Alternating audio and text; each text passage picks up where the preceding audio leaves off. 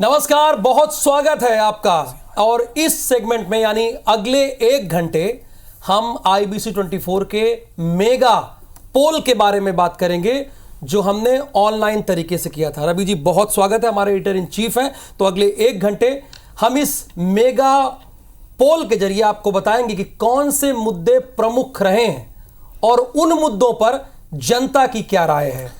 राहुल, मैं आपको बता दूं अपने दर्शकों को कि IBC 24 ने अभी तक जितने भी पोल किए हैं अपने स्ट्रिंगर्स और अपने ऑनलाइन में, वो हमेशा ठीक रहे हैं। चाहे 2018 में MP का पोल रहा हो या फिर अभी हमने जो मध्य प्रदेश का इस बार विधानसभा चुनाव से पहले जो पोल दिखाया था वो एकदम सटीक था, एकदम ओपिनियन पोल ठीक था। और अब हमने जो लोकसभा के लिए ये जो पोल किया है जिसके नतीजे अभी हम थोड़ी देर में दिखाने वाले हैं, देखते हैं और हमें मालूम है कि ये भी एकदम सटीक होने वाला है। राहुल बिल्कुल, यानी चुनाव की तारीखों का ऐलान हो चुका है। आज से ठीक 34वें दिन लोकसभा चुनाव का पहला वोट डाला जाएगा और 79 दिन बाद यानी 24 के महासमर आम चुनाव के रिजल्ट से हम रूबरू होते रहेंगे। लेकिन उससे पहले हमने ये जानने की कोशिश की, जैसे कि हमारे editor in chief Ravi ji ने बताया भी, कि 2009 से लेकर 2014 और फिर 2019 के लोकसभा चुनाव में भी IBC 24 ने जो भी ओपिनियन पोल किया वो जस का तस रहा। और 2023 के ओपिनियन पोल में मैं खुद गया और लोगों से बातचीत की, गांव-गांव जाकर, शहर-शहर जाकर लोगों से फॉर्म भरवाए हैं, तो वो सटीक बैठा जैसा कि आप बता भी रहे थे। तो चलिए अब ये जानते हैं कि आखिर जनता के मन में क्या है। IBC 24 ने ऑनलाइन मेगा पोल जो किया है वो दिखाते हैं, जो हमने 6 प्रश्नों के आधार पर किया है।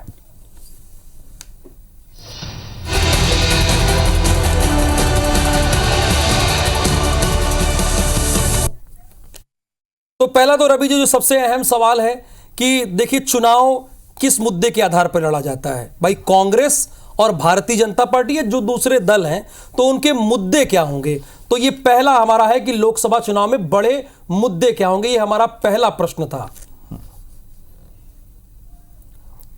और अब दूसरे प्रश्न की ओर आते हैं। इसके रिजल्ट अभी हम पहले साथ में दिखा रहे हैं कि पहले सारे सवाल हम पहले हम सारे सवाल बता देते हैं दर्शकों को जो हमने पूछे हैं। तो प्रधानमंत्री के रूप में पहली पसंद कौन है ये भी जान लेते हैं, चूंकि चेहरा कौन है। एक तरफ तो देश के प्रधानमंत्री नरेंद्र मोदी हैं, दूसरी तरफ चेहरा कौन है। और अब आते हैं अपने तीसरे और अहम सवाल की तरफ। क्या NDA की सीटें 400 पार होंगी? चूंकि भारतीय जनता पार्टी डंके की चोट पर यह कह रही कि 370 पार और अपने सहयोगियों को मिलाकर 400 पार का यह आंकड़ा भारतीय जनता पार्टी दे रही है। और अब चौथा सवाल का भी रुख कर लेते हैं। मध्य प्रदेश छत्तीसगढ़ में क्या Bharatiya Janata party clean sweep कर पाएगी?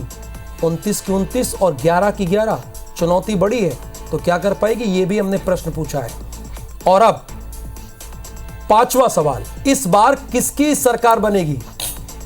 इस बार किसकी सरकार बनेगी, यह हमने जनता से सीधे पूछा कि सरकार किसकी बनेगी। और अब छठवें सवाल की तरफ आ जाते हैं कि किसको कितनी सीट मिल सकती है। देखिए हमने जनता की अदालत में चले गए, यानी जनता के पास चले गए कि आप बताइए भाई किसको कितनी सीट मिलेगी। भारतीय जनता पार्टी एक तरफ है, उसका NDA गठबंधन, और दूसरी तरफ कांग्रेस का इंडिया गठबंधन है, तो उनको कितनी सीट मिलेगी। रवि जी ये कुल 6 प्रश्न हमने जनता के सामने रखे थे मेगा ओपिनियन पोल के। बिल्कुल ये सीधे सपाट है। जो भी चुनाव जो आज घोषणा हुई है उसके बाद सबके मन में यही मुद्दे कि भैया मुद्दा क्या है चुनाव का। देखिए जनता के लिए लड़ा जा रहा है इलेक्शन, जनता की जो अपेक्षा है, आकांक्षाएं हैं वो पूरी है, तो कौन से मुद्दे रहेंगे, कौन जीतेगा, कौन प्रधानमंत्री बनेगा और किसको कितनी सीटें मिलेंगी। जो 400 का जो अंक आया वो इसलिए आया क्योंकि एक नैरेटिव ऑलरेडी इंडिया ने मोदी जी ने बना दिया है कि 400 का पार।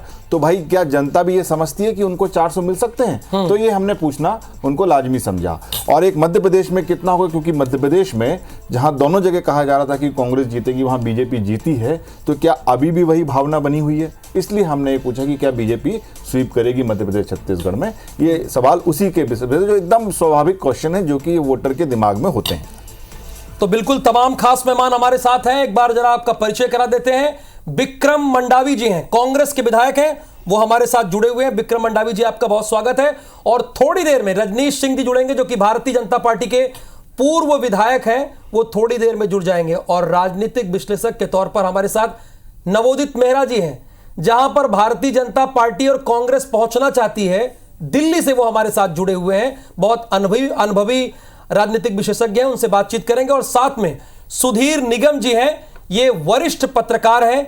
इनसे जानेंगे कि जो हमारे ये 6 प्रमुख सवाल थे और जो जाहिर सी बात है अभी जनता के मन में भी हैं, क्योंकि भारतीय जनता पार्टी ने जैसा कहा कि 400 के पार, और हमारे एडिटर इन चीफ ने भी इस बात को बताया कि बीजेपी ने नैरेटिव सेट करने की कोशिश की है। भाई देखिए, सीटें तो बहुमत के लिए 272 है, लेकिन बीजेपी ने जो टारगेट रखा है, पिछली बार उनके सहयोगी दल मिलकर 350 का आंकड़ा छुए थे, तो इस बार जो आंकड़ा उन्होंने रखा है कि हम 400 के पार करेंगे। इसीलिए हमारा ये प्रश्न है। तो अब पहले प्रश्न की ओर चलते हैं। पहला प्रश्न हमारा बहुत ही सीधा है, क्लियर है। लोकसभा चुनाव के बड़े मुद्दे क्या हैं? ये बड़े मुद्दे क्या हैं? हमने जब जनता से पूछा तो हमारे साथ हितेश व्यास जी हैं, जो हमारे हाईटेक स्टूडियो में जुड़े हुए हैं। वो उनसे जानेंगे कि लोकसभा चुनाव के बड़े मुद्दे क्या होंगे। उसके बाद सारे मेहमानों से विस्तार से चर्चा करेंगे, उनसे जानने की कोशिश करेंगे।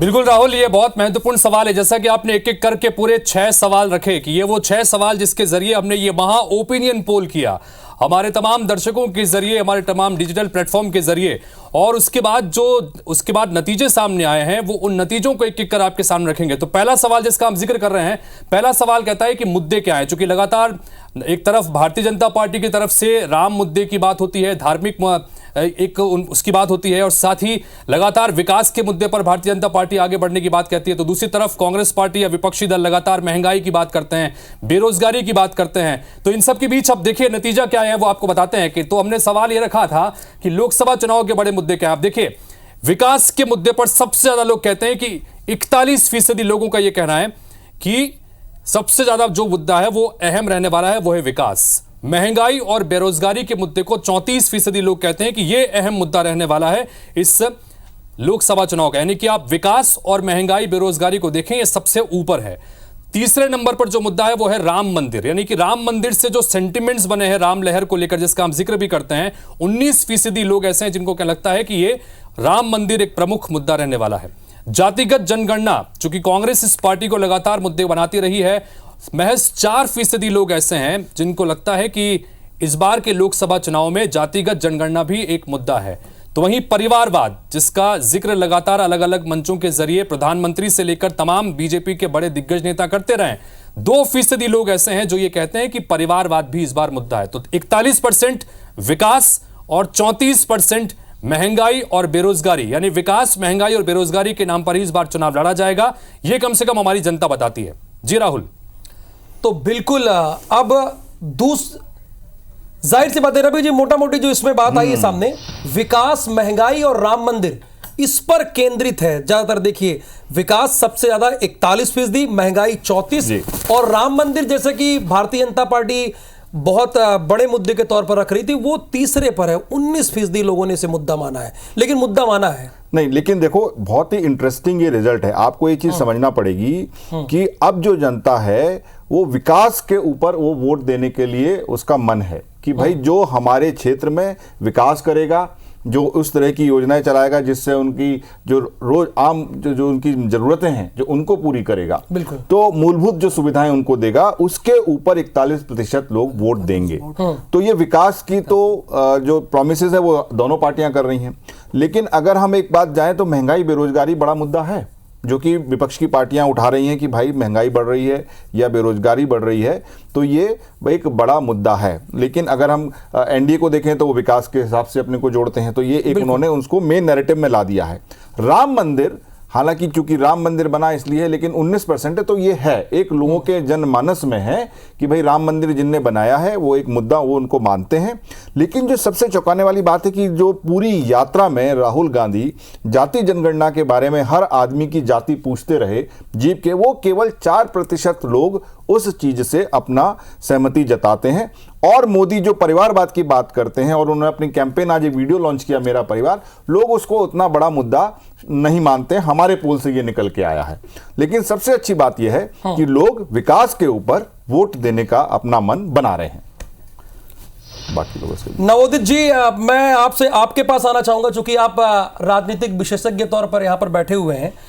मैं जानना ये चाहता हूं कि जो सबसे बड़ा मुद्दा निकल कर आया है वो 41% विकास का है, लेकिन महंगाई और बेरोजगारी भी जो जनता ने बताया है वो 34% के आसपास उसको रखा है। देखिए, ये जो राहुल जी जो विश्लेषण आया है और जो निचोड़ आया है आपके पूरे सर्वे का, इसमें नो डाउट कि महंगाई और बेरोजगारी एक बड़ा मुद्दा सामने आ रहा है। परंतु आप बाकी और अगर मुद्दे को देखें तो आप ये पाएंगे कि बीजेपी का जो नैरेटिव है वो सामने आ रहा है। विकास का मुद्दा सामने आ रहा है जो उन्होंने बात की है हमेशा, और विकास को एक परिधि में नहीं बांटा। विकास को यह कहा कि सारे की सारी जातियां, सब धर्म के लोग, सब तबके के लोग उसको अपनाते हैं, मानते हैं और विश्वास करते हैं। अगर आप बीजेपी का विकास का मुद्दा रखें, राम मंदिर का मुद्दा रखें, तो ये पूरे के पूरे विपक्ष का जो मुद्दा महंगाई और बेरोजगारी का है उसमें भारी पड़ता है।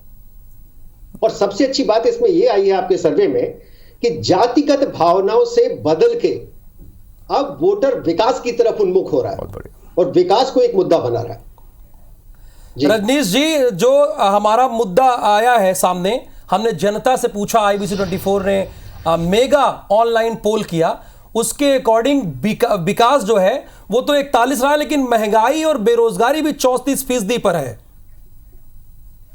देखिए, सर्वप्रथम तो मैं पूरे देश की जनता को, छत्तीसगढ़ की जनता को इस लोकतंत्र के महापर्व की बहुत बधाई देता हूं और आग्रह निवेदन करता हूं कि हम सब अधिक से अधिक इस लोकतंत्र में हिस्सा लें, भागीदार बने।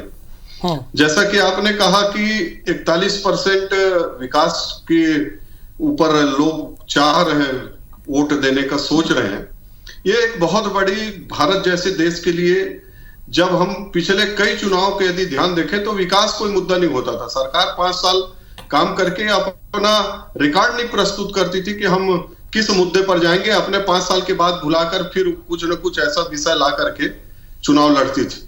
लेकिन माननीय नरेंद्र मोदी जी ने हमेशा कहा है, जब मुख्यमंत्री थे तब भी, और प्रधानमंत्री 2014 से 19 के रहने के बाद उन्होंने कहा था कि मैं अपने कार्य के दम पर ही चुनाव में जाऊंगा और फिर भारतीय जनता पार्टी अपने काम के दम पर ही जाएगी। बहुत सारे काम हैं, आप सब वो जानते हैं, मैं उसको बाद में जब और जरूरत आएगी, समय आएगा बताऊंगा।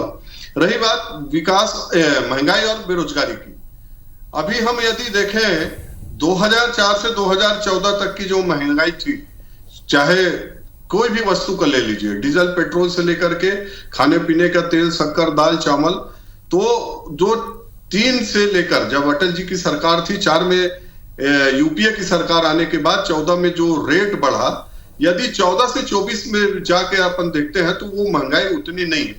और बेरोजगारी की जो बात आ रही है, भारतीय जनता पार्टी की सरकार ने, माननीय नरेंद्र मोदी जी की सरकार ने बहुत सारे ऐसे क्षेत्र विकसित किए, चाहे वो बैंक के मुद्रा लोन के, मैं रजनीश जी आपके पास दोबारा आ रहा हूं। विक्रम जी, ये जब महंगाई और बेरोजगारी की बात आई तो रजनीश जी ये साफ तौर पर कह रहे हैं कि 2004 से 2014 का आंकड़ा उठा लीजिए और 2014 से 2024 का आंकड़ा उठा लीजिए, तो उसके लिहाज से 2014 से 24 का आंकड़ा 2004 से बड़ा कम है। देखिए मनोज जी, सबसे पहले तो मैं इस लोकतंत्र के महापर्व की जो शुरुआत हुई है आज, उसके लिए पूरे जनता को बहुत बहुत धन्यवाद देना चाहता हूँ और सबसे आग्रह भी करता हूँ, अनुरोध करता हूँ कि इसमें बढ़ चढ़कर हिस्सा लें, ज्यादा से ज्यादा हम सबको मतदान करें, ताकि ये जो हमारा जो लोकतंत्र की जो खूबसूरती है हमारे देश के अंदर में, ये मजबूती हो। पहली बात। दूसरी बात, जिस तरीके से हमारे साथी रजनीश सिंह जी ने कहा कि महंगाई और बेरोजगारी देश में कोई मुद्दा नहीं है, मुझे बड़ा और इनके बातों पे हंसी आता है कि इस तरह के जो देश के सबसे बड़ी जो मुद्दे आज अगर वर्तमान में कोई है तो महंगाई और बेरोजगारी है, जहां पे गरीब वर्ग, मध्यम वर्ग इससे इतना परेशान है कि वो अपनी व्यथा, अपनी परेशानी बोल नहीं पा रहा है, और उस बड़े मुद्दे को इन्होंने इतनी आसानी से ये कहना कि ये कोई मुद्दा नहीं है। और दूसरा, जिस तरीके से आज पिछले 10 सालों में महंगाई चरम सीमा पर पहुंच चुकी है, बेरोजगारी चरम सीमा पर पहुंच चुकी है। और ये इतने बड़े आसानी से कैसे कह सकते हैं कि 2014 से पहले वो महंगाई था, आज नहीं है। आज क्या वर्तमान समय में महंगाई की क्या स्थिति है इन्हें मालूम है क्या? ये आज ये महंगाई में सामान लेने के लिए बाजार में जा रहे हैं, पेट्रोल की क्या रेट दर है, डीजल की क्या दर है, दाल है, खाने के सामान की तेल है, सामान जो एक जो गरीब वर्ग मध्यम वर्ग जिस तरीके से प्रताड़ित और परेशान है महंगाई को लेकर, वो अपनी बात कहीं नहीं बोल पा रहा है। और आने वाला इस लोकतंत्र के परवर वो अपना बात अपनी मतदान करके जवाब देगा, ये भारतीय जनता पार्टी को समझना चाहिए। आज जिस तरीके से ये लोग हर बातों को दबाने का विक्रम मानव जी एक चीज आप एक चीज लेकिन मैं जानना चाहूंगा कि जिस तरीके से ये लगातार कुचलने दबाने का प्रयास कर रहे हैं। आज ये 2 करोड़ लोगों को रोजगार देने की बात किए थे, 15-15 लाख रुपए देने की बात किए थे, बेरोजगारी में खत्म करने की बात किए थे, महंगाई खत्म करने की बात किए थे, हर किसी खाते पे 15-15 लाख रुपया पैसा आने की बात किए थे। आज कहां है? आपको जनता ने एक बार नहीं दो बिल्कुल विक्रम मंडावी जी, ये सब आपको बोलने के लिए पूरा मौका मिलेगा, अभी तो चुनाव शुरू हुए हैं। लेकिन एक चीज मैं आपसे जानना चाहता हूं कि जो कि आप राहुल गांधी पूरी यात्रा में जो जाति का मुद्दा उठाए थे उसको केवल 4% जनता उसके लिए वोट करने को तैयार है। इस चुनाव में क्या आप मेरी आवाज सुन पा रहे हैं मंडावी जी? जी बोलिए। मैं ये कह रहा हूं कि एक आपकी ये सारी बातें, अभी चुनाव शुरू हुए हैं, ये इस तरीके के सारे भाषण करने का बहुत आपको मौका मिलेगा। अभी थोड़ा छोटे छोटे हम जवाब रखते हैं। एक चीज आपसे पूछना चाहते हैं कि जाति जनगणना जो कि राहुल गांधी ने अपनी पूरी यात्रा में इस मुद्दे को लगातार रहा, वो जीभ से सबकी जाति पूछते रहे, जाति जनगणना की बात करते रहे, लेकिन हमारे सर्वे के हिसाब से जनता का उससे कोई सरोकार नहीं है। केवल 4% जनता ही जाति को देखकर या जाति जनगणना को देखकर वोट करना चाहती है। तो आपको लगता है कि आप मुद्दे सही नहीं उठा रहे? बिल्कुल बिल्कुल, हमारे नेता राहुल गांधी ने जो मुद्दा उठाया उन्होंने सही किया है। आज जाति गणना होना चाहिए देश के अंदर में। सभी जो दबे कुचले जो हमारे एसटी, एससी, ओबीसी और अन्य जो हमारे, वो सबकी मांग है, वो चाहते हैं जाति गणना हो और बिल्कुल होना चाहिए। क्यों नहीं होना चाहिए? क्या हमारे देश जनता का उससे सरोकार नहीं है मंडावी जी? बिल्कुल सरोकार है। 4% लोग इस पे वोट करेंगे ये कह रहे हैं। नहीं बिल्कुल बिल्कुल, आप कैसे सर्वे कर रहे हैं ये जानकारी मुझे नहीं है, लेकिन मैं जान रहा हूँ लगातार हम सोशल मीडिया और जिस तरह के लोगों का जो प्रतिक्रिया सामने आ रहा है उससे स्पष्ट मालूम है देश को जानने का भी अधिकार है कि आज जो गरीब तबका है, विक्रम जी, कमजोर तबका 2023 में भी तो डंके की चोट पे आपने ये मुद्दा उठाया था। देखिए 2004 मध्य प्रदेश हो, प्रियंका गांधी वाड्रा ने ये मुद्दा उठाया था, और आप छत्तीसगढ़ में आज तब भी उठाया गया था। तो कहने का मतलब ये है कि हमने जनता के सामने रखा। देखिए उनके पास मोबाइल फोन है, ऑनलाइन भी किया और ग्राउंड पर भी जाकर किया, तो उन्होंने जातिगत जनगणना के आधार पर, सुनिए ना विक्रम जी, विक्रम जी सुन तो लीजिए ना, हमारे मुद्दों से सबको सरोकार रहना नहीं रहना संभव नहीं है। चलिए कोई बात नहीं, ये जो हमारा पोल आया था वो हमने बता दिया। सुधीर जी आ रहा हूं मैं, सेकंड राउंड में आ रहा हूं आपके पास। अभी हमारे पास कुल 5 और प्रश्न है इसके बाद विक्रम जी। सुधीर जी, कुल मिलाकर विकास तो जहां पहले नंबर पर रहा है, लेकिन महंगाई और बेरोजगारी को भी इग्नोर नहीं किया सकता। 34% ऐसे लोग हैं जो कह रहे हैं कि हम इस आधार पर वोट करेंगे, उन्होंने इसे मुद्दा माना है।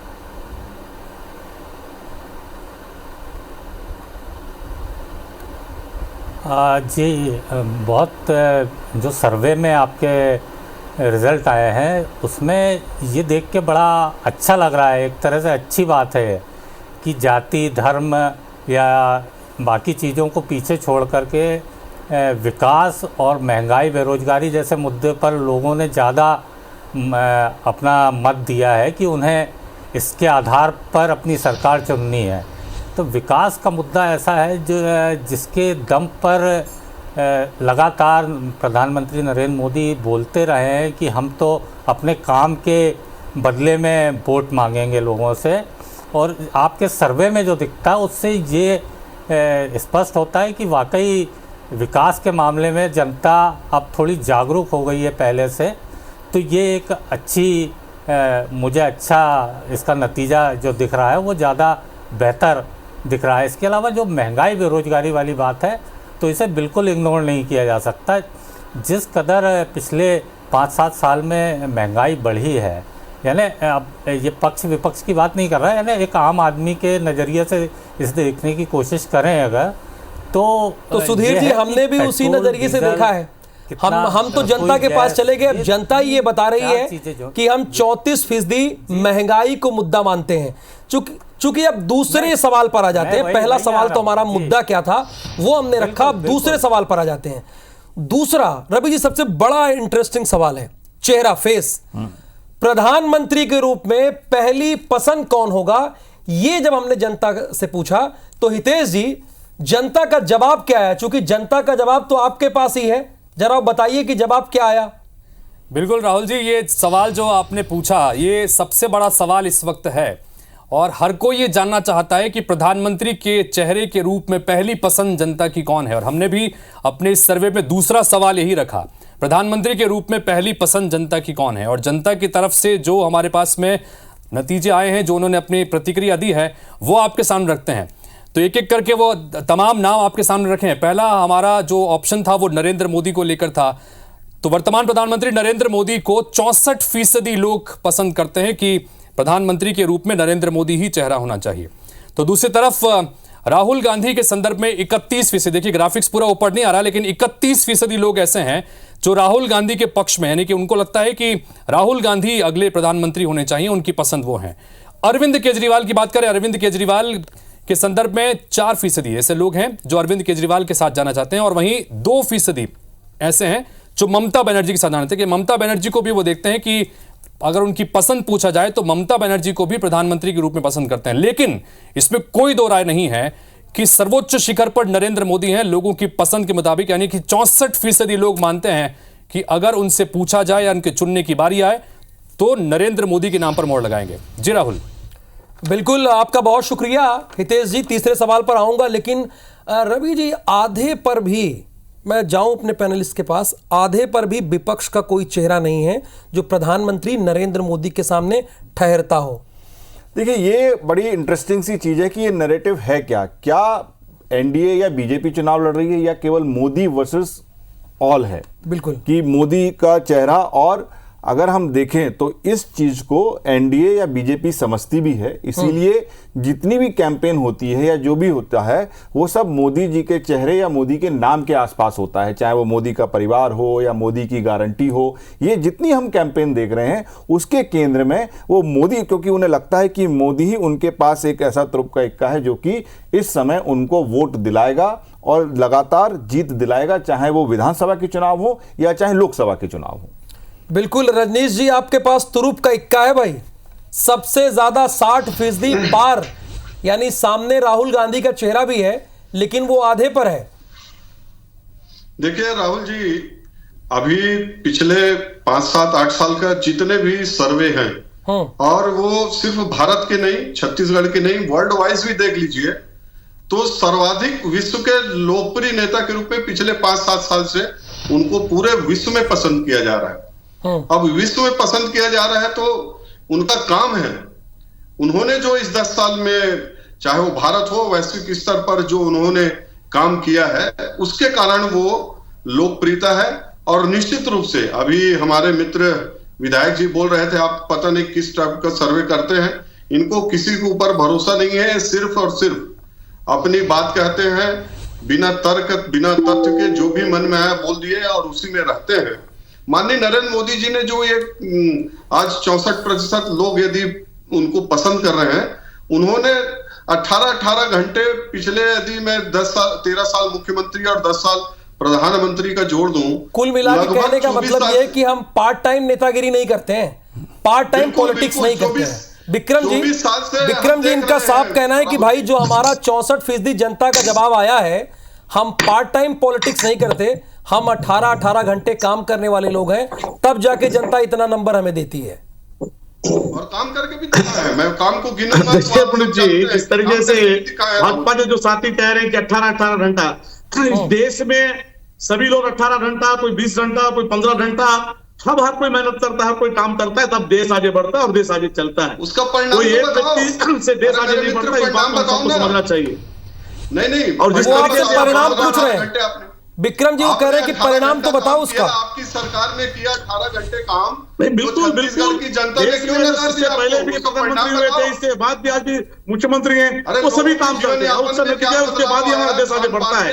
आज हम दो देश में जो चुनाव हो रहा है, हमारे पास आज इनके पास चेहरा कहाँ है? आज इनके पास एक ही चेहरा, उस चेहरे को लेके तमाम छोटे चुनाव हो, चाहे नगर पालिका हैदराबाद का चुनाव में भी उसी चेहरे पे जाते हैं, विधानसभा में उसी चेहरे पे जाते हैं, उसी चेहरे जाते हैं। हमारे पास चेहरा बहुत है, हर राज्य में हमारे पास चेहरा है, हम सभी चेहरों को लेकर जाएंगे और इंडिया गठबंधन के माध्यम से हम चुनाव लड़ेंगे और जनता का जो विश्वास जिस तरीके से राहुल गांधी जी के भारत जोड़ो न्याय यात्रा में जिस तरीके से जनता ने उड़ी है। चलिए चूंकि हमें और सवाल पे जाना है, और सवाल पे जाना है राहुल, एक सवाल मैं नवोदित मेहरा से पूछना चाहता हूं। देखिए, ये पॉलिटिकल डिबेट तो होती रहेगी, सही बात है, सबके अपने चेहरे हैं, जिसका चेहरा चले वो विजेता है। नवोदित, मैं आपसे ये जानना चाहूंगा कि क्या जो कि बीजेपी एक पार्टी थी जो कि संगठन के बूते पे, बलबूते पे जो उसका था उसकी बात करती थी, एक सामूहिक जिम्मेदारी की बात करती थी, क्या अब नरेंद्र मोदी के नाम पर या उनको एक ऐसा चेहरा मिल गया है जो कि पार्टी से भी बड़ा हो गया है, हर चीज से बड़ा हो गया है, जो केवल उसी नाम पे ये लोग चुनाव लड़ते हैं? आपका क्या मानना है इस पर? रविकांत जी, आपने बहुत अच्छा सवाल किया है और आप भी इस बात से सहमत होंगे और आई थिंक पूरा देश इस बात से अभी सहमत हो रहा है, क्योंकि आईबीसी के रिजल्ट बहुत साफ है और 64% की लीड पे प्रधानमंत्री मोदी अभी चल रहे हैं। उसके पीछे जो मैं कहूंगा कि एक जो गवर्नमेंट के जो पॉलिसीज थी जो कार्यरूप में परिणत हो रही है, उनका जो रिजल्ट है वो दिख रहा है लोगों को, एक बात। परंतु सबसे बड़ी इंपॉर्टेंट बात जो मोदी को एक कल्ट फिगर बनाने की बात है और बाकी लोगों से बहुत ज्यादा आगे ले जाने की बात है, वो बीजेपी की ऑर्गेनाइजेशनल मशीनरी है। वो आपको मानना पड़ेगा कि उनकी जो ऑर्गेनाइजेशन मशीनरी है वो अनवरत काम करते रहती है और नेता को ऐसा प्रोजेक्शन देते हैं कि बस यही नंबर 1 और बाकी सब पीछे है।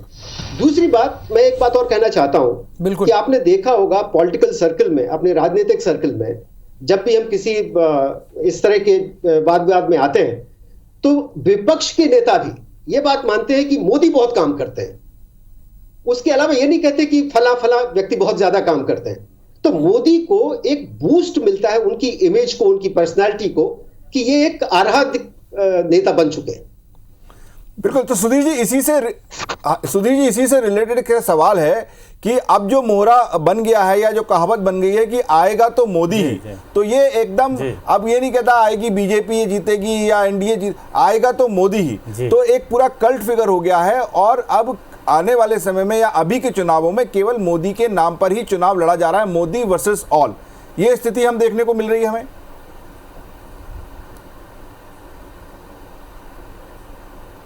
बिल्कुल, ये स्थिति अभी से नहीं बल्कि आप इसे 2014 से देख सकते हैं। 2014 के बाद जो भी चुनाव हुए हैं सभी में लगभग यही स्थिति रही है और पिछले चुनाव में तो पूरा लोकसभा चुनाव की बात कर रहा हूँ तो उसमें भी मोदी वर्सेस ऑल ही था।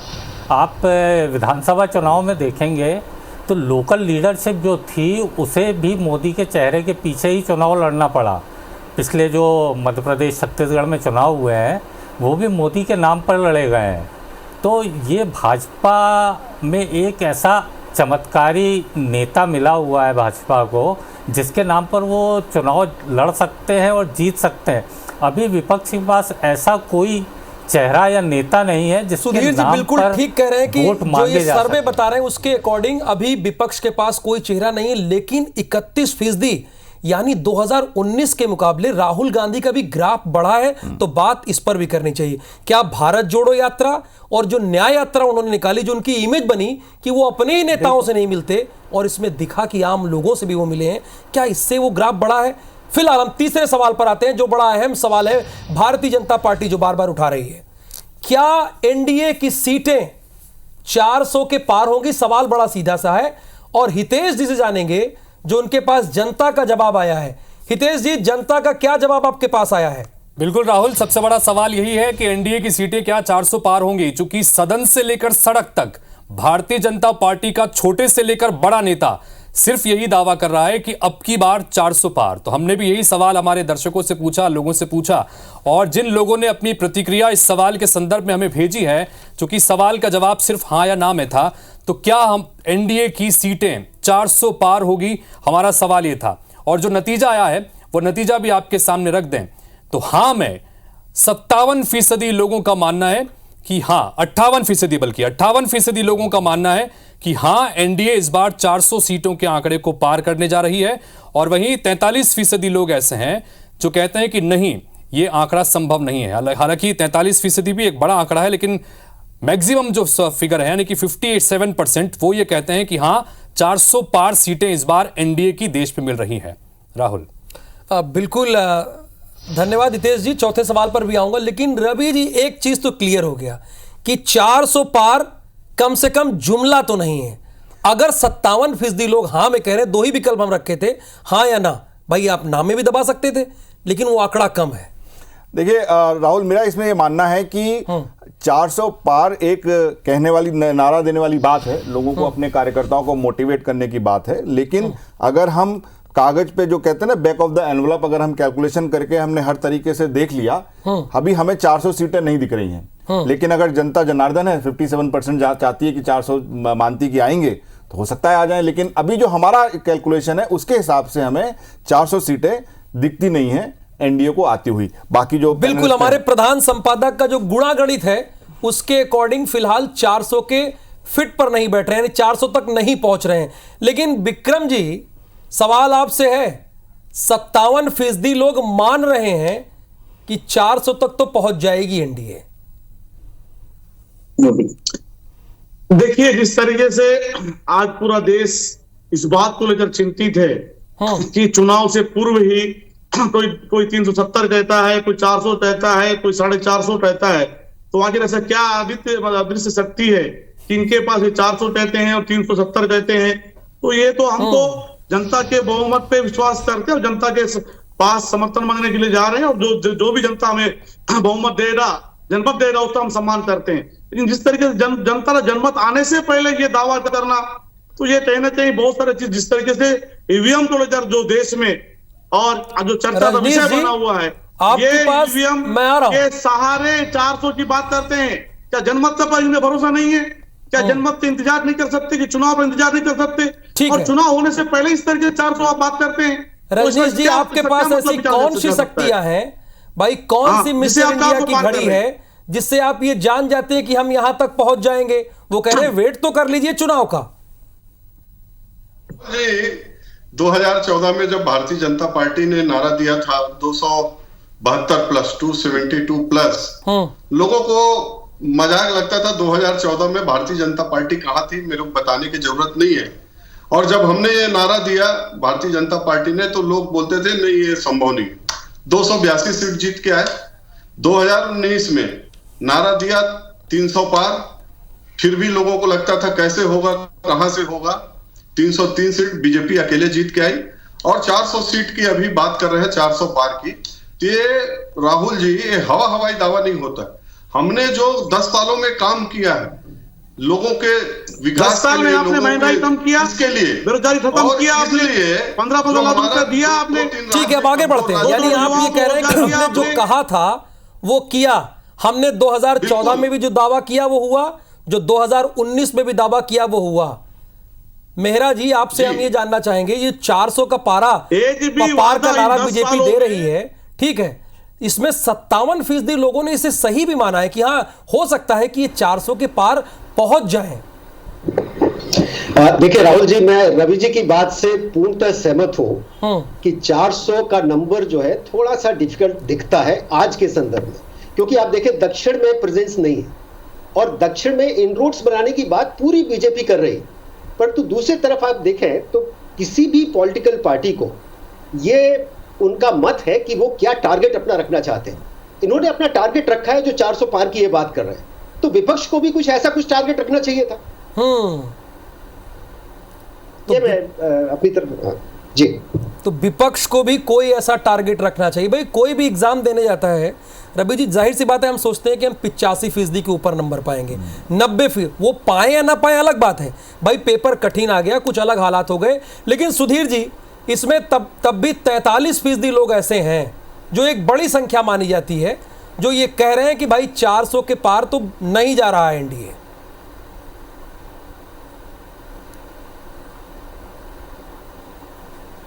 जी राहुल जी, इसमें एक चीज़ बताना चाहूँगा मैं, ये 400 पार का नारा जो दिया है, इसमें देखिए आप, खासियत ये है कि अब विपक्ष वाले भी बात करते हैं कि 400 पार कैसे जाएंगे, यानी वो पहले से ही मान के बैठे हैं कि इसके आसपास जा सकती है भाजपा या एनडीए।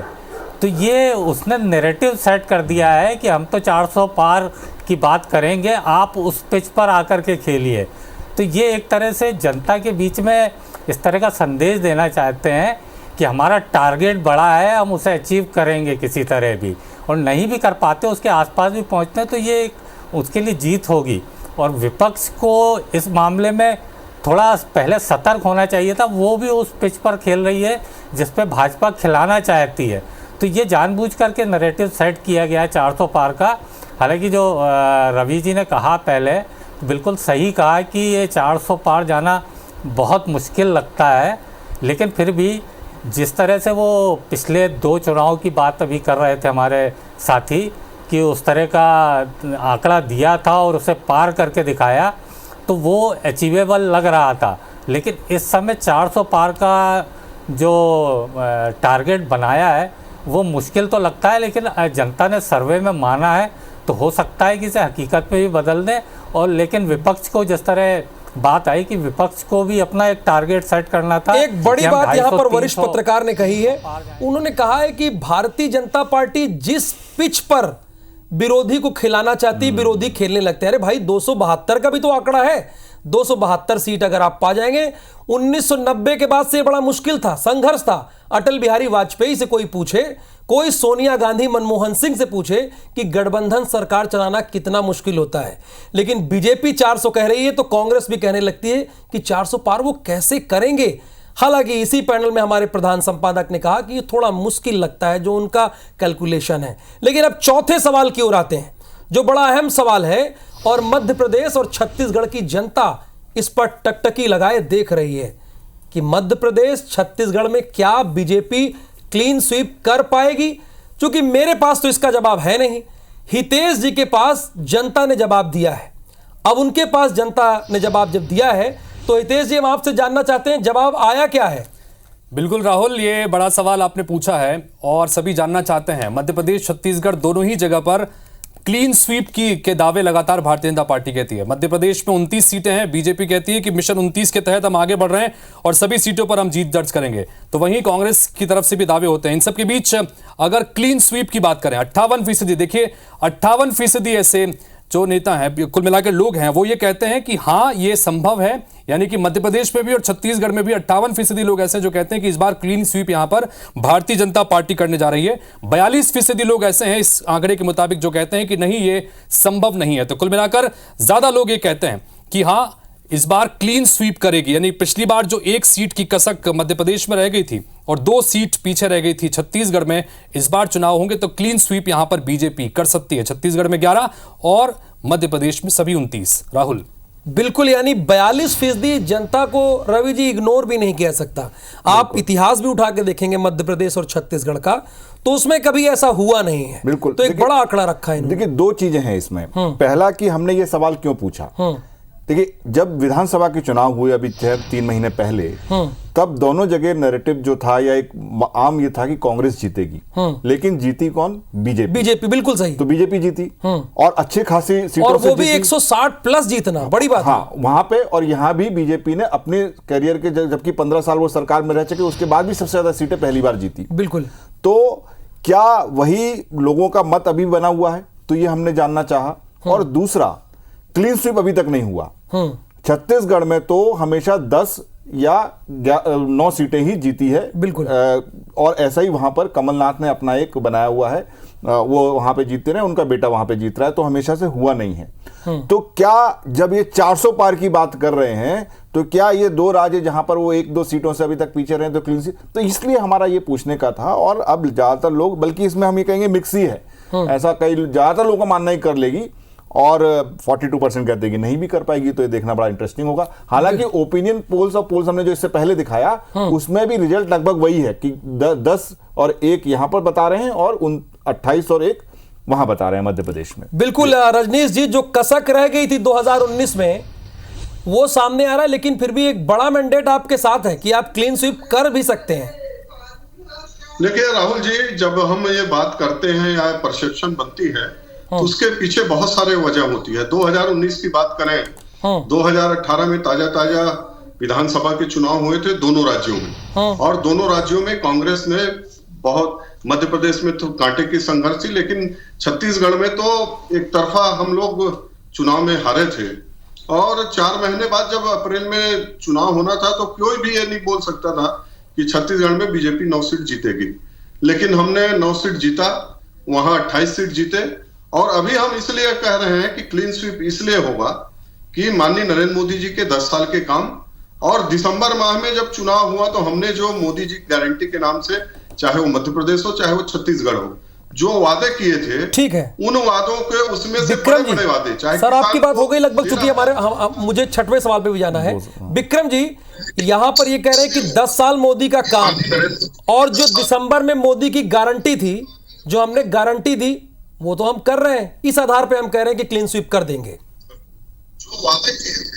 देखिए 10 साल में इन्होंने सरकार, केंद्र सरकार के रूप में काम करते हुए भारतीय जनता पार्टी, मोदी सरकार ने क्या किया नहीं किया ये जनता जानती है, और जनता समय आने पर जवाब देगी। ये सिर्फ और सिर्फ जिस तरीके से आपने कहा कि कोई बच्चा परीक्षा देने जाता है और परीक्षा देने के बाद वो रिजल्ट का इंतजार करता है कि रिजल्ट आने के बाद वो पास हुआ या फेल हुआ दावा करता है, लेकिन अच्छा कौन सी शक्ति है, या परीक्षा से पहले ही देने से पहले ये बता दे रहे हैं कि हम पास हो गए। आप ये बताइए, तो ये आप जान रहे हैं कि ये हम लोग मेहनत की है, इसलिए और पीएम के रूप में, निर्वाचन आयोग के रूप में इनके पास है, और उस शक्ति के रूप में ये दावा करते हैं। हमारा विश्वास जनता के ऊपर है, हम जनता के बीच में जाएंगे, और इनके जो कुशासन, जिस तरीके से 10 सालों में इन्होंने महंगाई बढ़ाया, बेरोजगारी बढ़ाया, देश में जिस तरीके से सांप्रदायिक माहौल पैदा किया, ऐसे अन्य बहुत सारे मुद्दों को लेकर हम देश में जाएंगे। इलेक्ट्रोल बॉन्ड से जिन्होंने इन्होंने उद्योगपतियों को, जो पैसे वाले लोगों को लूटने का काम किया, और उस पैसे को, लूट वाले पैसे के साथ में ये विपक्ष दबाने का काम कर रहा है, इन तमाम मुद्दों को लेकर हम जनता के बीच में जाएंगे, और आने वाला समय मजबूती के साथ इंडिया गठबंधन पूर्ण बहुमत के साथ आएगा, ऐसा हमें विश्वास है। चलिए, विक्रम मंडावी जी इसी मंच पर एक बड़ा दावा कर रहे हैं कि इंडिया गठबंधन पूर्ण बहुमत, यानी 272 के पार कह रहे हैं, पूर्ण बहुमत से आएगा। तो सुधीर जी, मेरा आपसे प्रश्न है, यहां तो ये जो हमारा सर्वे है उसमें ज्यादातर लोग कह रहे हैं कि हाँ क्लीन स्वीप ये कर सकते हैं।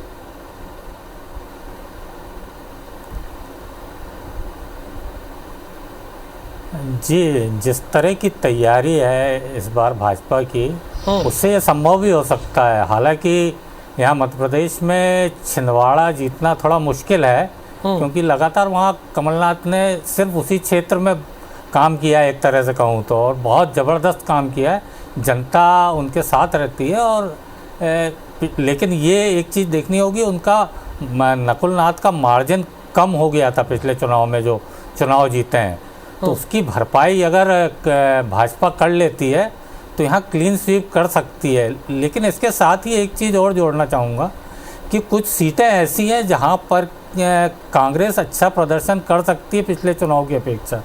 धार, मंडला, सतना, सीधी, ये कुछ सीटें ऐसी हैं जहाँ पर हो सकता है कि अप्रत्याशित परिणाम देखने को मिले। जो क्लीन स्वीप की बात हो रही है, तो हो सकता है कि यहाँ कुछ सीटें कांग्रेस जीत जाए। हालांकि ये बहुत मुश्किल काम है, लेकिन सुधीर जी, चूंकि थोड़ा सा 5वें प्रश्न में भी जाना है, तो नवोदित जी, चूंकि एक 42% तबका ऐसा भी है जो कह रहा है कि भाई क्लीन स्वीप नहीं कर पाएंगे, और कोई छोटा मोटा तबका नहीं, 42% बहुत बड़ा तबका होता है।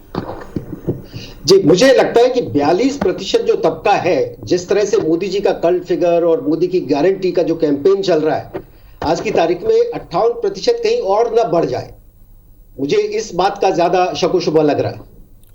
चलिए, यानी राजनीतिक विश्लेषक ये कह रहे हैं कि हो सकता है 58% का जो आंकड़ा है वो 60 और 62 भी हो सकता है। चलिए 5वें प्रश्न की ओर बढ़ते हैं। 5वां बड़ा अहम सवाल है, इस बार किसकी सरकार? बड़ा सीधा सवाल है कि किसकी सरकार आ रही है। तो हितेश जी, आपके पास ही जनता का जवाब रहता है, तो जनता का जवाब आया क्या है वो जरा बताइए।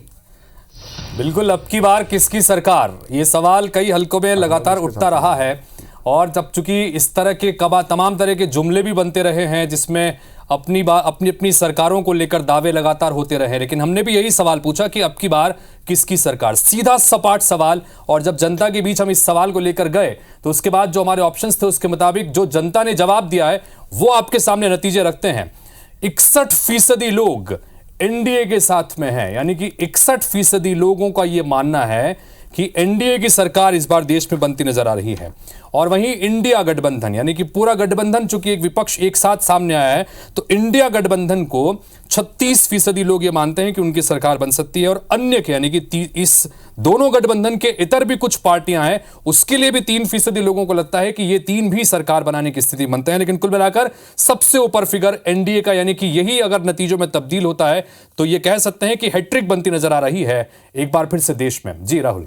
नहीं, इसमें कितनी सीट, इसको ये वोट परसेंट अगर माने तो कितनी सीटें, वो अगला ग्राफिक्स भी अगर हम दिखाएं जनता को कि कितनी सीटें, इसका मतलब है कि किसको कितनी मिल सकती हैं हमारे इस ओपिनियन पोल के हिसाब से। अगला हितेश, अगला आप वाला ग्राफिक्स भी दिखा दें। चूंकि जो अगला हमारा सवाल था, छठा सवाल था, उस छठे सवाल की तरफ भी आगे बढ़ते हैं। और छठा सवाल यह था कि किसको कितनी सीटें मिल सकती हैं। हमने ये तो बताया कि 61% लोग ये कहते हैं कि एनडीए की सरकार यहां पर बनेगी। अब सीटों के आधार पर देखें, चूंकि यह सबसे रोचक आंकड़ा है, 543 कुल सीटें हैं, 543 में से यह सवाल हमने सीधा सपाट पूछा कि किसको कितनी सीटें मिल सकती हैं। एनडीए के पक्ष में 331 सीटें, यानी कि 400 पार के आंकड़े को हमारे दर्शकों के मुताबिक जनता बीजेपी छूती नजर नहीं आ रही है। एनडीए 331 और इंडिया गठबंधन को 195 सीटें मिलती नजर आ रही हैं और अन्य को 17 सीटें यहां पर मिल सकती हैं। तो यह बड़ा रोचक आंकड़ा है। हमारे कम से कम जो दर्शकों ने अपनी राय दी है उसके मुताबिक भारतीय जनता पार्टी और एनडीए 331 तक पहुंच सकती है। 400 पार के आंकड़े को कम से कम छूती नजर नहीं आ रही है। जी राहुल। 400 से काफी दूर है, लेकिन पूर्ण बहुमत जैसा कि 272 का ही होता है उससे तो बहुत आगे है, 331 पर है। और रवि जी, 61% लोगों ने कहा है, सीधा बोल दिया है एनडीए की सरकार। मैं अपने दर्शकों को एक यहाँ पर डिस्क्लेमर बीच में दे दूं कि ये जो हमारा ओपिनियन पोल है ये ज्यादातर मध्य प्रदेश, छत्तीसगढ़, यूपी और इस इलाके का केंद्रित और लोगों का मानना है। हिंदी हार्टलैंड है ज्यादातर। मुझे नहीं लगता कि साउथ के बहुत ज्यादा इसमें ओपिनियन पोल आए होंगे, क्योंकि उधर आंध्रा की पार्टी है वाईएसआर, वो भी तो ये उससे निकल के आया है, तब ये 331 है, जो कि पिछली बार से अगर देखें एनडीए का तो थोड़ा सा उससे कमी है। तो ये एक डिस्क्लेमर के साथ है, लेकिन तो भी क्योंकि नैरेटिव 400 का हो गया इसलिए 331 कम लग रहा है, जबकि 331 एक एब्सोल्यूट मेजोरिटी वाला कोई पार्टी लेके आती है तो बहुत अच्छी बात है, मतलब एक अच्छा वो रिजल्ट माना जाना चाहिए। तो ये है, और लगभग जिस तरीके का नैरेटिव बन रहा है तो ये जनता का मानना है और हमने जनता के सामने रखा है। और ये दूसरी बार होगा इतिहास में, जवाहरलाल नेहरू के बाद ये दूसरी बार अगर ऐसा होता है, तो अगर यही एग्जैक्ट आंकड़े होते हैं तो ये दूसरी बार होगा जो नरेंद्र मोदी करके दिखाएंगे। तो रजनीश जी, पहला सवाल आपसे, हालांकि 400 तो नहीं पहुंच पा रहे हैं, लेकिन 331 एक बहुत बड़ा आंकड़ा होता है और 61% यानी लोग आपको कह रहे हैं कि आप ही की सरकार, यानी एनडीए की सरकार। देखिए राहुल जी, हम लोग जो राजनीतिक क्षेत्र में काम करते हैं और जो अनुभव, उसके आधार पर मैं कह रहा हूं कि पिछली बार भारतीय जनता पार्टी ने जो 303 सीट जीती, उसमें 125 से ज्यादा सीटों पर हम 50% से ज्यादा वोट शेयर लेकर के आए थे। इस बार आप देख लीजिएगा, मैं अभी से बोल रहा हूं, जो देश में जो माननीय मोदी जी ने काम किया उसके अकॉर्डिंग कि कम से कम 250 सीट हम 50% से ऊपर वोट शेयर लेकर के अकेले भारतीय जनता पार्टी आएगी। 400 पार का बार बार जिक्र आता है, आप निश्चित रूप से मानिए जहां हम कमजोर हैं, तेलंगाना, आंध्र, केरल और तमिलनाडु, यहां भी भारतीय जनता पार्टी और एनडीए की गठबंधन जिनके साथ हमारा हुआ है बहुत अच्छी सीट लेकर आएगी, 400 सीट से पार जाएंगे। और 61% लोग कह रहे हैं, ओवरऑल आप देखिएगा जब फाइनल रिजल्ट 4 जून को आएगा तो 65% बोल रहा हूं राहुल जी, 65% के आसपास भारतीय जनता पार्टी का वोट शेयरिंग इस बार पूरे भारत देश में रहने वाला है और 400 पार का नारा हम सब साकार होते देखेंगे। और अपने काम पर जो हमने किया है, हम जो कर रहे हैं देश में, दिन रात एक करके माननीय नरेंद्र मोदी जी ने जो देश के हर वर्ग को अपने प्रभाव में उनको लेकर के उनके जीवन यापन में अच्छा हो, शिक्षा दीक्षा विक्रम जी, अच्छा ये हो, तो 65% की बात कर रहे हैं। ये कह रहे हैं कि हम अब तक का सारा रिकॉर्ड तोड़ देंगे, चाहे 14 का हो या 19 का हो, हम तो 65% वोट पाएंगे। देखिए, ये कहने के लिए कुछ भी कह सकते हैं, इसके लिए ये स्वतंत्र हैं, लेकिन जहां तक मैं समझता हूं वर्तमान समय में देश का जो माहौल बना है और देश लगातार, चाहे वो साउथ का राज्य हो, चाहे उत्तर की राज्य हो, दक्षिण की राज्य हो, हर राज्यों में जिस तरीके से केंद्र सरकार को लेकर रोष है, लोगों में नाराजगी है, महंगाई को लेकर, बेरोजगारी को लेकर, अन्य मुद्दों को लेकर, तो उससे बहुत अच्छे स्थिति में नहीं रहेगा। और हम स्पष्ट तौर पर इंडिया गठबंधन पूर्ण बहुमत के साथ सरकार बनाएगी। ये आप आने वाले समय चुनाव मतदान होने के बाद आप रिजल्ट देखिए कि इंडिया गठबंधन की सरकार देश में बनने जा रही है और बनेगी। अभी तो बड़े कॉन्फिडेंट नजर आ रहे हैं सुधीर जी। हालांकि अच्छी बात है कि भाई पक्ष विपक्ष जब चुनाव लड़ता है तो किसी को भी हार नहीं माननी चाहिए। विक्रम जी कह रहे हैं कि हमारी सरकार पूर्ण बहुमत से बनेगी। देखिए, जो 10 साल का एक गुस्सा और आक्रोश होता है, आप मनमोहन सिंह की सरकार भी 10 साल रही तो उसका गुस्सा ग्राउंड पर दिखा था लोगों के, तब जाके नरेंद्र मोदी देश के प्रधानमंत्री बने और उभर कर बड़े नेता के तौर पर सामने आए। तो वो गुस्सा, वो आक्रोश, चूंकि हमारे पहले सवाल में 34% महंगाई और बेरोजगारी की बात सामने आई थी, तो क्या जनता तक, अंतिम व्यक्ति तक पहुंचाने में कांग्रेस या इंडिया गठबंधन के लोग सफल रहे इसमें?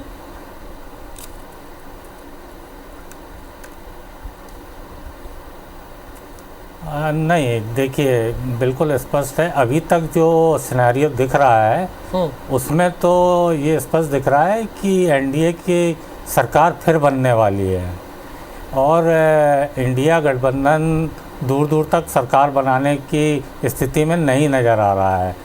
ये पूरा जो अपना उत्तर भारत, पश्चिम भारत है, इस क्षेत्र में तो क्लीन स्वीप लगभग बहुत सीटें जीतेगी भाजपा। साउथ में थोड़ी दिक्कत होगी और पश्चिम बंगाल और बिहार, यहाँ पर भी टक्कर देखने को मिल सकती है। लेकिन बाकी जो इस एरिया में है तो यहाँ भाजपा आसानी से जीतती हुई दिख रही है। तो ये दावा करना है इंडिया का कि वो सरकार बनाएंगे, अभी तो संभव नहीं लग रहा है। यदि कर पाते हैं तो ये एक चमत्कार होगा। इन्हें अभी से अगर ठोस कर पाते हैं तो चमत्कार होगा। वरिष्ठ पत्रकार यही मान रहे हैं, क्योंकि भाई दावे तो कर रहा है किसी को वॉक ओवर नहीं देना चाहिए। बिल्कुल सही बात है, राजनीति है, वॉक ओवर थोड़ी दिया सकता है। यहां पर ये कह रहे हैं कि ऐसा लग नहीं रहा है जो विक्रम मंडावी जी दावे कर रहे हैं। जो हमारे दावे, हमारे पोल आए हैं वही ठीक है।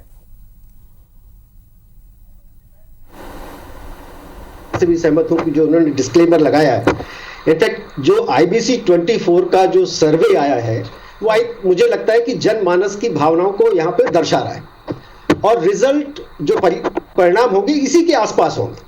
400 का नंबर एक टारगेट लगाना बड़ी अच्छी बात है, होना चाहिए और सभी पॉलिटिकल पार्टीज को लगाना चाहिए। परंतु IBC 24 का जो सर्वे है, आप 4 जून को देखेंगे राहुल जी कि इसी के आसपास के रिजल्ट आएंगे। बहुत शुक्रिया आप सभी इस अहम बहस में हिस्सा लिए, हमारे पोल में आप जुड़े। विक्रम जी आपका धन्यवाद, रजनीश जी आपका धन्यवाद, नवोदित जी आपका भी, और सुधीर जी आपका भी बहुत बहुत धन्यवाद। नमस्कार। और सबसे अहम बात यह है, IBC 24 महापोल की बिग पिक्चर क्या है जो आप जानना चाहते हैं, तो चलिए उस बिग पिक्चर की ओर बढ़ते हैं।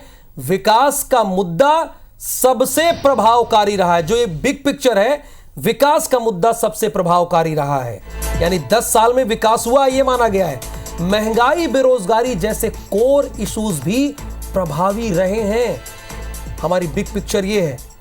और जाति जनगणना को जन मुद्दा नहीं बना पाई है कांग्रेस, जैसे विधानसभा चुनाव में वैसे लोकसभा चुनाव में भी। परिवारवाद, चूंकि अब मोदी जी ये कहते हैं कि मोदी का परिवार, तो परिवारवाद जनता के लिए अहम मुद्दा नहीं है। जनता को इससे कोई मतलब नहीं है, सिर्फ 2% लोगों ने ही इसे मुद्दा माना है। प्रधानमंत्री के रूप में नरेंद्र मोदी का चेहरा अभी भी सबसे लोकप्रिय चेहरा है, प्रथम श्रेणी में वो पास हुए हैं। मध्य प्रदेश और छत्तीसगढ़ में बीजेपी का दबदबा, लेकिन क्लीन स्वीप फिलहाल बीजेपी करती हुई नहीं दिख रही है। और एक बिग पिक्चर में एक बात यह भी आई है, इसे नोट कर लीजिए, स्क्रीनशॉट ले लीजिए, एक बार फिर से बीजेपी की सरकार बनेगी। 400 के जादुई आंकड़े को पार करता एनडीए नहीं दिख रहा है। और जैसा कि हम जो कहते हैं, डंके की चोट पे कहते हैं, 2009 लोकसभा चुनाव उठा के देख लीजिए, 2014 और 2019 में IBC 24 ने जो कहा वही हुआ। 2023 का चुनाव भी रवि जी ध्यान होगा, उस चुनाव में तो मैं खुद मुरैना, भिंड, ग्वालियर में जाके लोगों से बात किया था, फॉर्म फिल करवाया था। तो IBC 24 जो कहता है वो वही धरातल पर होता है। बहुत शुक्रिया, बहुत धन्यवाद। लेकिन एक चीज और हम अपने दर्शकों को प्रॉमिस कर दें कि आज 16 तारीख है और अगली 16 तारीख, क्योंकि 19 को पहले वोट पड़ेंगे और अगली 16 तारीख को हम अपना फाइनल एक ओपिनियन पोल लेके आएंगे महीने भर बाद, क्योंकि अब प्रचार चालू होगा, वादे किए जाएंगे, दावे किए जाएंगे, उनको आकलन करते हुए हम 16 अप्रैल को एक अपना अगला ओपिनियन पोल फिर से लेके आएंगे। तो चलिए, हमारे प्रधान संपादक ने एक आपसे वादा भी किया है और तारीख भी चाहे तो नोट कर लीजिए, क्योंकि एक बड़ा ओपिनियन पोल बहुत देखा होगा, लेकिन सटीक ओपिनियन पोल 16 अप्रैल आपने कहा? बिल्कुल 16 अप्रैल। धन्यवाद, नमस्कार।